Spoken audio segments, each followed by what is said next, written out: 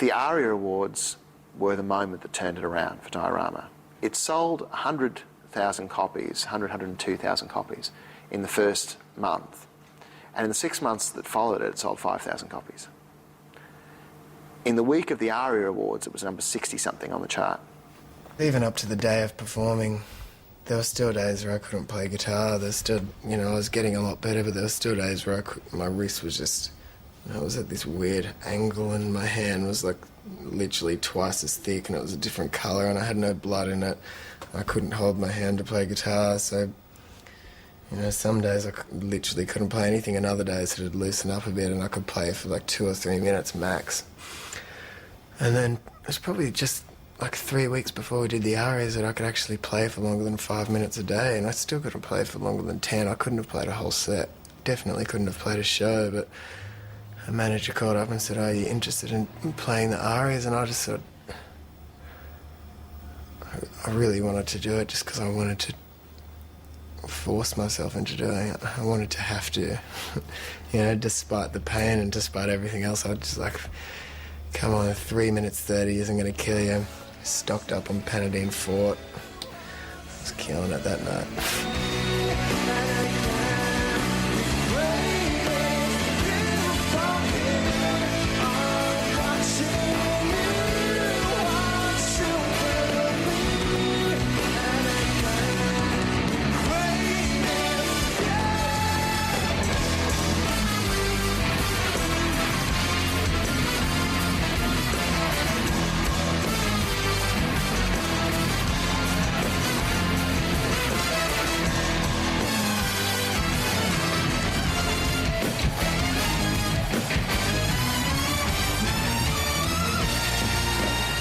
It was a moment where a bunch of people who I don't think necessarily had really been into Silverchair before saw the band on television, heard the song, heard the amazing things people were saying about the album when it won all the prizes that it won, and went, you know what, I'm going to go check this out. They were acknowledged with a number of awards that night.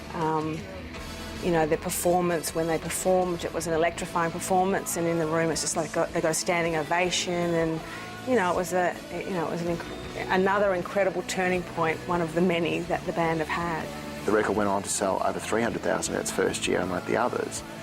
And I think that's because they brought in a whole heap of people who until that point had thought of Silverchair as a kids band, who now all of a sudden were really intrigued by the sophistication and you know, the dimension to the music they were making.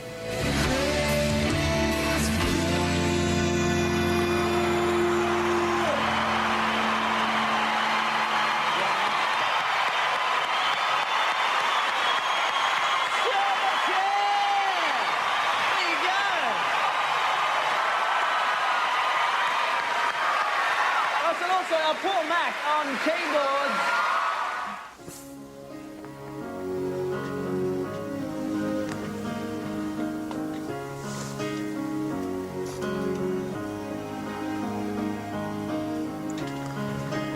Well, I think this one out of all of them is the one that resembles Brian Wilson melodic sensibility. I didn't really understand a lot of the other references to that stuff until, except for that bit. It sounds like Victorian music.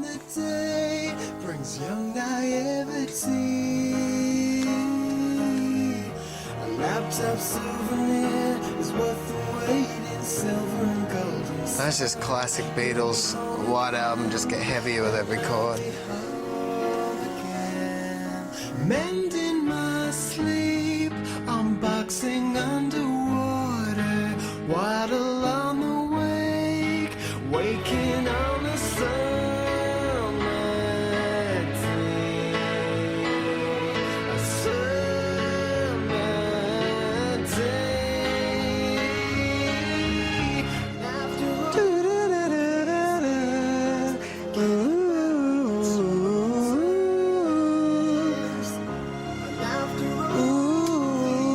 I think there were big harmonies around it as well, but we decided just to use the top line.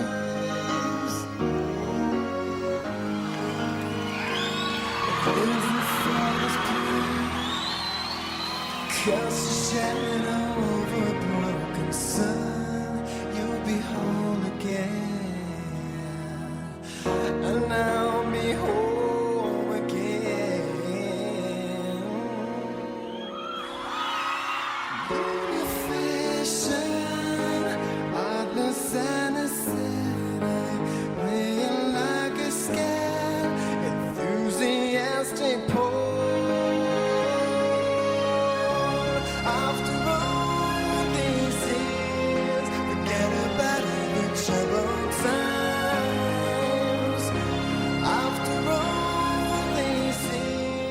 think it was one of those songs lyrically for Dan that was just like, you know, heart on his sleeve, bang, this is my story, you know. And I love honesty in music. I love honesty in vocals and honesty in lyrics, and, you know, that's pretty honest, that song. And it's like, good on you, dude. You made it.